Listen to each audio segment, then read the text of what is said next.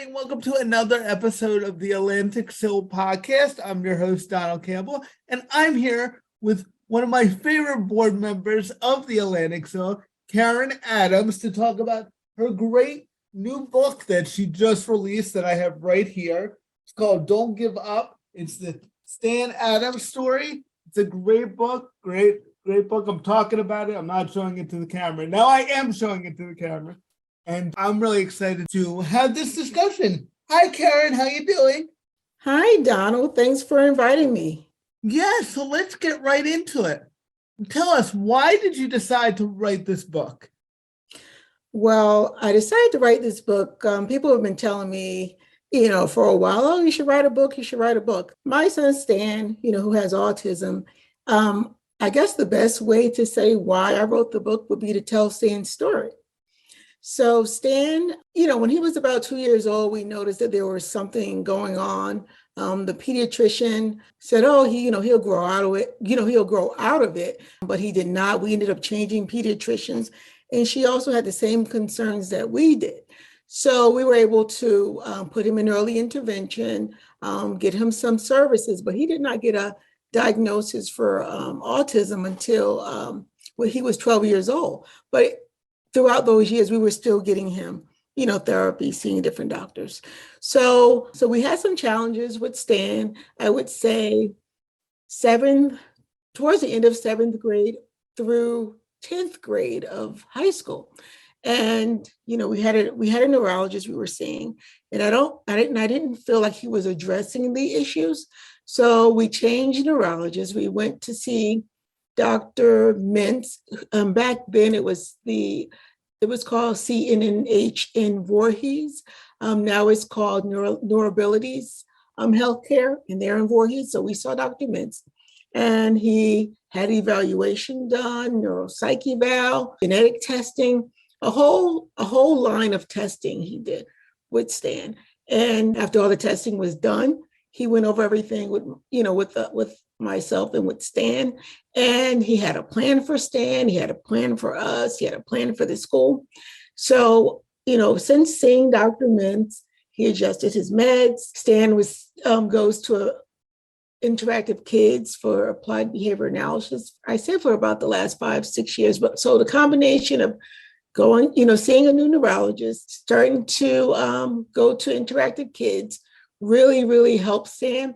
And one day I saw an ad online about a water safety program for kids with autism. It was called Massey's Mission Through Faces for Autism. So I said, oh, this sounds interesting. I always wanted the boys to learn how to swim because I also have another son, Stefan, who's 19. He has special needs as well. So I called someone from Faces for Autism. They told me about the program, and they told me the different schools, swim schools in the area that were actually, participating in the program. So I called the Brigantine Aquatic Center. I spoke to Sari Carroll, and she told me that they were participating in the program and that, that she would be able to teach Stan how to swim. And I told her that my other son, Stefan, he didn't have autism, but he did have some special needs. And, could she also teach him to swim? And she said, sure. So that was the beginning, and the boys learned to swim in 6 months. This was April of 2017. So let's say the beginning of the school year, September of 2017, Coach Sari came to me and she said, you know what? I think I'd like to see if Stan, could be on the Absegami swim team. There's a new coach there, Coach Jim Winkler. Why don't you think, what do you think about me asking him, and let's see, if we can make this happen. She spoke to Coach Wink. We call him Coach Wink. And he said, sure, let's try it. So Stan started going to the practices and then after a few practices, he came home and he said, oh, I don't want to do this. This is too hard for me. I said, well, listen, let me just talk to Coach Wink. Had a conversation with Coach Wink. And he said, you know what? I think I just need to make some adjustments. So Stan was able to have more breaks. He didn't realize that he was still working really hard, but he had more breaks. So, then he was fine with, going to swim practice. They did a lot of team building. We had, pasta parties, the kids got to know each other, parents got to know each other. So Coach Wink approached me, I believe, sometime in December. He said, I think it's time for Stan to have his first swim meet. He said, I'm thinking about the swim meet at Ocean City. It's a nice pool. I think it'll be great for Stan. So the swim meet was January 3rd at Ocean City. And Stan, was on the block getting ready to swim. And he had a false start. And we were like, oh my goodness, I didn't want him to throw him, but Coach Sari was there. She talked him through it. And then the race started, he got back on the block, and then the race started and he started swimming, and all his teammates were kind of following him and cheering him on. The coaches were cheering him on. We were all cheering him on. And once he finished the race, the whole place erupted. Everybody started clapping, and not only his swim team embraced him, the coaches, some of the therapists from Interactive Kids I invited, they were crying. So all the, not only Absegami parents and, teammates that were there were so excited and clapping, but also the Ocean City swim team, they were all, up and clapping, coaches, parents.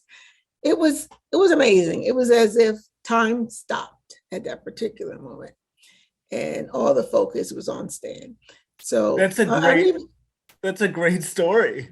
It's a great story. And how did he react? Did he like the attention?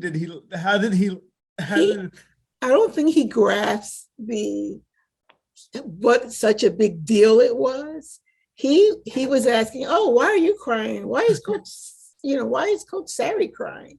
So I don't think he grasped the that how big a deal it was. And so after the swim meet, Stan became like the local celebrity in the area. He was in all the papers, and Coach Wink did a interview on the radio, talked about Stan. So then Stan, he was voted the prom king that year. He got the Faces for Autism Community Leader Award, Community Leader Award, and also he received an award from Absegami. I believe it was the Male Athlete of the Year award. So it was a huge year for Stan. So that was probably the reason why I wrote the book. It was such an amazing year for him. And he also, a couple of years later, he got the Donald J. Sykes Award as well. He was nominated by Kara Jansen, a friend of ours. And because of Stan's, all the success that Stan had on the swim team, the Brigantine Aquatic Center, they started a Special Olympics swim team, and they made Stan the captain. So we had along with Stefan, we had some other kids on the swim team. They got to swim in, a few years in the Special Olympics swim, in Ocean City and also in Gloucester, I believe. And then they went to the Summer Games. So it was such an amazing, so many things happened because of that particular day. And then I think last year, they renamed Brigantine Aquatic Center, renamed the Special Olympics team the Stanley Special Friends swim team. Wow, that's so cool. And what advice would you give parents? Because I know like autism, it can be a real scary thing, especially when you're first diagnosed and, wondering how they're going to be accepted. It's like all the normal things that parents worry about. Then you put autism on top of it. So I think a lot of people would hear your story and be like, that sounds great, but it also sounds like scary. Like, what if it doesn't work out? What if we try something and it doesn't work out? So I was just wondering what your advice would be to parents in similar situations. Oh, absolutely. There are going to be some challenges, but you can't give up. You have to make sure you have a village around you that, consists of family, friends, coaches, therapists, physicians. Early intervention is key when you're newly diagnosed with autism. Trying to get all of those therapies into place, whether it's, speech therapy, physical therapy, occupational therapy, ABA therapy, making sure you have all of the resources that are available to your child. And, when you're going to school and you're meeting with the child study team, ask as many questions as you can, make sure they know who you are, and make sure, all the people who are on the team and who you need to go to. if you need to advocate for your child. No one can advocate for your child better than you can. And then I know for myself, at one particular time I had to contact the statewide parent advocacy network. They're a really good organization if you're having some issues at school, because they will definitely come in and help you advocate as well. Yeah, I love SPAN. They're awesome. Oh, absolutely. They're awesome. Just great things you said there. Know your resources. There are a ton, luckily, it's 2023 now, and a lot of progress has been made. There's a lot of great resources out there, places like the Center for Independent Living and SPAN, and places that know their way around different situations. And, I hear that too. A lot of people will say, what if it doesn't work out for my kid? What if we try this job and it doesn't work out? Well, people without disabilities get to fail all the time and learn. So even if it doesn't work out and it's just a learning experience, like that's okay. That's okay. That's called life. And, learning how to deal with that is really important. And I think your story shows that actually it also can work out really well if you try something and just take a chance. And I love the part in your story about how Stan was struggling a little at first when he first started, but instead of like giving up, you were like, let's just revisit it. Let's have this conversation and let's talk to the coach. And the coach, he got it right away and was like, let's just adjust this before we just say, oh, not working. Can't do that. So I think that's really important. So talk about the importance of like communication, because I think that's really key. Absolutely. And, if one thing doesn't work out, try different things. Just because, a particular therapy worked for Stan may not work with another kid. You just have to try different things to find out what would be beneficial for your child. And communication, as you mentioned, Donald, is key, because what if, Stan could have came home and said, oh, I don't want to do it. And I could have said, oh, okay. Right. However, I said, wait a minute. I said, let's see what we can do here. Let's see if we can make some adjustments. So being able to be flexible about things, and, and that's a big deal as well. Making sure maybe one thing may not work, but keep trying and you will find something. And I know in our house, we never say the word can't. You have to try. At least you have to try. Right. So that's huge, and we live in an area, Donald, where there's so many resources here, right. In our community. We have FACES, we have Atlantic County Center for Independent Living, we have Harder Surfing, we have 21 Down. We have so many different organizations that are right in our area. So we're really fortunate in that way, So all the, I know a lot of the parents, they know me, and the kids know each other, but, just having that village, and your village may look a little different than my village, but right. Just having people around you that can support you in this journey, because, it's not always great days. Some days you have days that are challenging, but you just have to remember that there is light at the end of the tunnel, and you can never give up on your kid. You just have to keep. I agree. Going. And that's what I tell people, because sometimes people ask me, how did you get with a disability? Were you able to go to college and go to law school? And I always say it was really just the whole not giving up thing. And because I got up and failed so many times and things didn't work out and had so many of those not good days, but you're like, all right, let's just readjust and let's go at it another way. And I think persistence is a very underrated thing when it comes to, especially if you have a disability. You just have to keep at it and see. And a lot of times you can get over that hurdle, even if it takes you a little longer than people without disabilities, which is fine, because you shouldn't compare yourself to them anyway. So very true. You should make your own path and do it a different way. So talk about how the swimming, did that improve Stan's confidence and self-esteem and his socialization? Did it? Absolutely. Absolutely. It was, he was on a team where there was an amazing group of kids. So like I mentioned, we would have pasta parties, like, and the kids would get to, kind of hang out together. And then we'd have other like fundraisers. So it really, I think he got to feel he got to experience what it felt like to be part of a team, you know, and he had teammates who would, kind of be, kind of look out for him, make sure he was okay. There's still a couple of his teammates that still support him. We still see them. And it was amazing. It was amazing.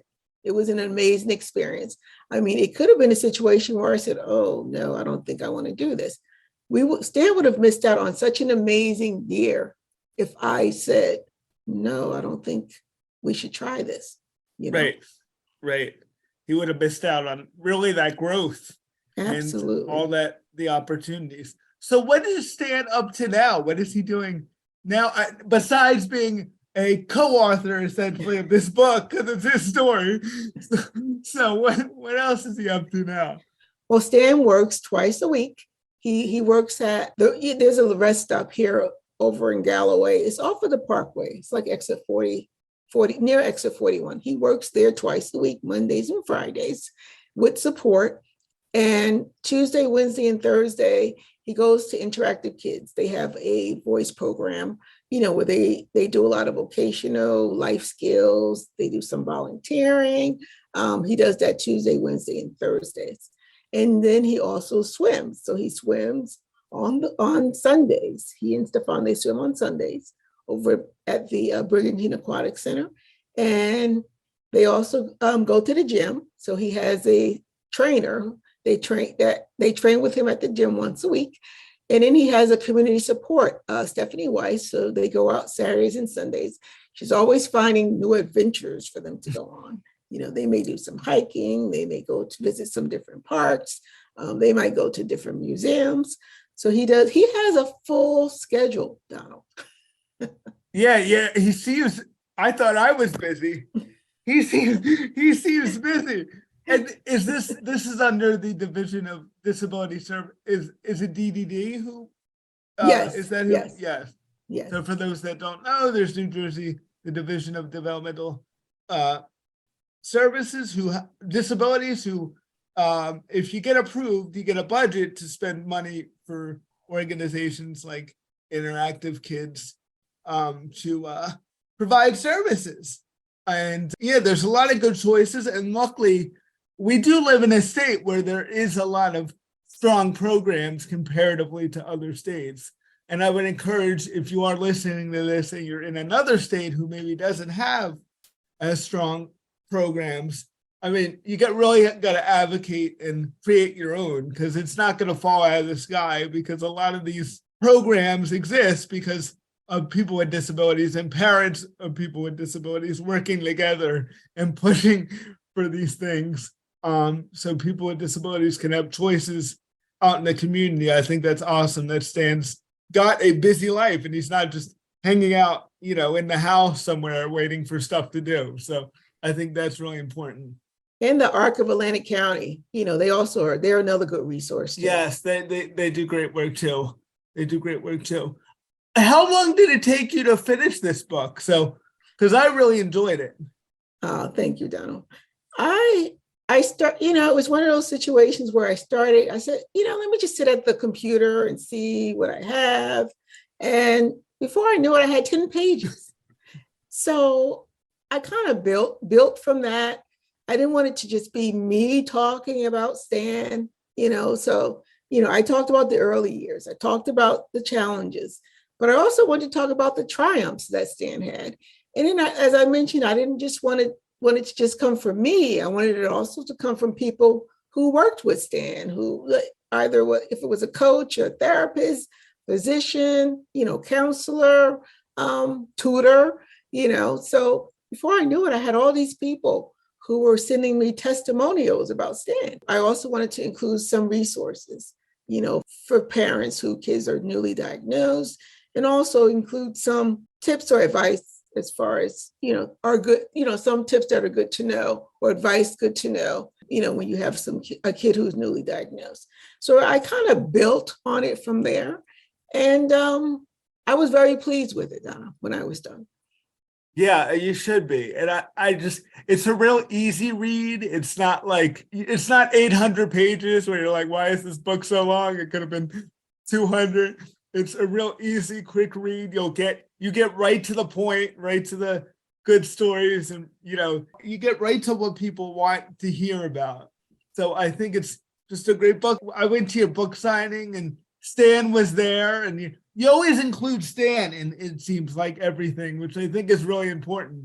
Yes. Because you want that person with the disability to still be involved in any way they can, because it is their life at the end of the day. And I just love how you had him right there signing the books, and he was enjoying it.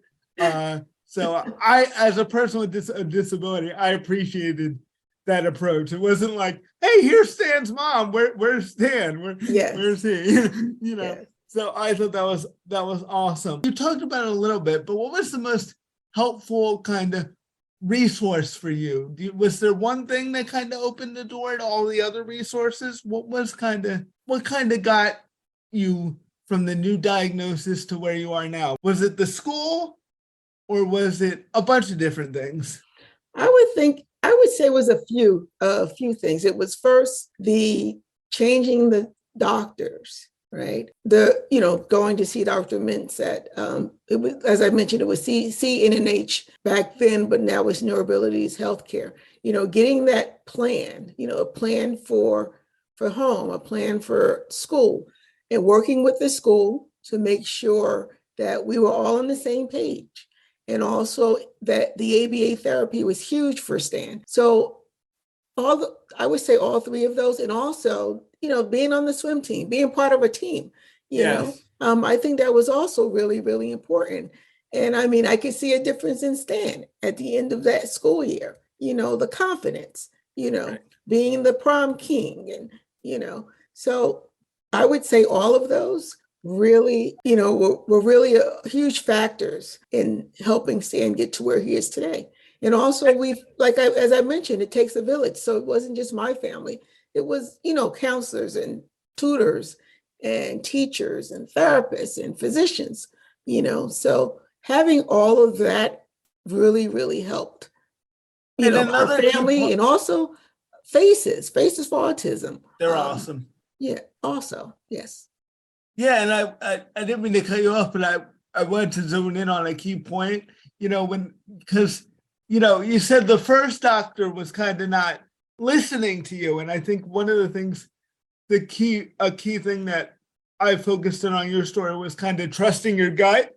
Because I think sometimes, there are great doctors, and this doctor may have been doing their best at the time, but sometimes you just get a feeling that, wait a minute, I need a second opinion. So kind of talk about that, because sometimes the experts can be wrong. I remember, when I was born, a nurse told my parents that I'd never walk.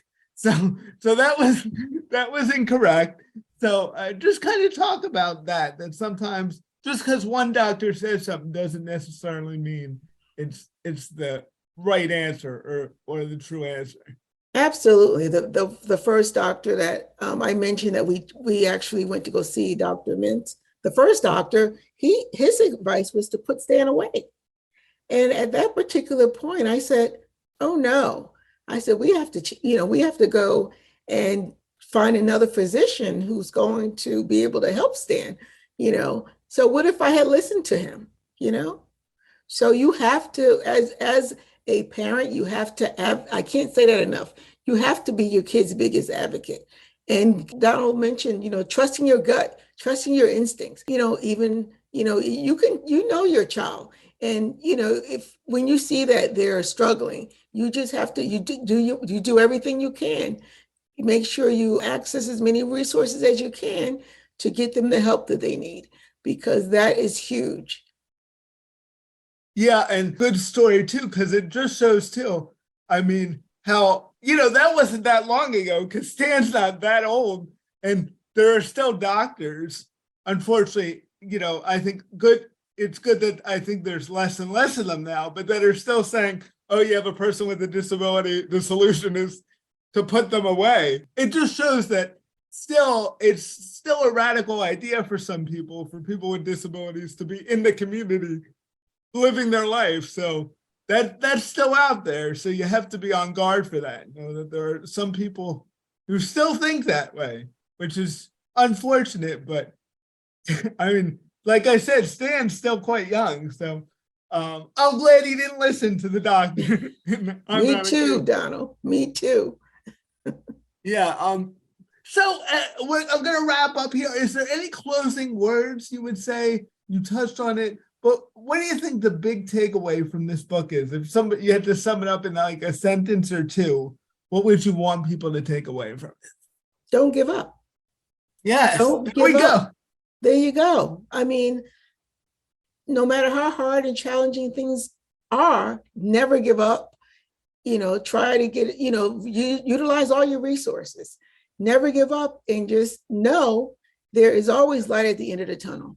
Right. If you don't see the resources in the community, create them, absolutely. You're not alone. There are other parents with kids with disabilities. There are other parents. Autism's we know it's a lot more common than we originally thought. There's tons of disabilities out there. So there's always a need. So if you build it, I guarantee you people will come and support you. And there will be challenges that go along with that, but you got to keep pushing. And maybe you one day can write a book too about your story, because I think it really does help people to know that there are people out there who do have good stories, because you hear sometimes all you hear is the negative and how it doesn't work out. But sometimes it does work out a lot of times. And I think we need to tell those stories too, to let people know that. So thank you, Karyn, so much for doing this. We're going to link to the book in the podcast bio so everybody can get a copy. It's such an easy, fun read. You're going to enjoy it. And I would really encourage you, even if you don't have somebody in your life with autism, which you very well might, because it's like I said, it's a lot more common than people think. It's still a great story about overcoming obstacles and finding your place in the community, and of course, not giving up. So thank you, Karyn, for joining us. Donald, can I say a few words? Coach Wink, who was Stan's coach over at Absegami, recently he gave me a few comments about Stan. And could I share that? Yeah, that's a great thing. Yeah, share. Okay. I spoke briefly to Coach Wink, and I said, so what does Absegami feel, since I wrote the book? So, what does Absegami, everyone at Absegami, how do they feel about me writing the book? And he gave me a few words as him being Stan's coach. He said that he's more proud of how the team has maintained the highest levels of sportsmanship of any swim team in New Jersey since Stan was there. He opened the door to dozens of special ed swimmers and athletes that never swam in any water before joining. Stan's legacy will be eternal in Gammy swimming. And I also want to add, Donald, that Stanley's special friends, over 100 kids have come through that program so far. Wow. So he's passing the torch and teaching other people. That's great, because people need to see it, and they need to see what's possible. Things are possible, and and it is. And the big thing is, people got to take away too, is it's possible for people with disabilities to live as independently as they choose, just like anybody else. And that's the constant struggle we're in. And Stanley has created a lot of success stories in his journey. And he's so young, so I can't wait to see what he does in another 20 years. Yes. All right. Anything else, Karyn, before we leave? Well, thank you, Donald, for inviting me and for this opportunity to talk a little bit about Stan and his journey. All right. Thank you, everybody. See you next time on the Atlantic Cell Podcast. Bye, everyone. Bye.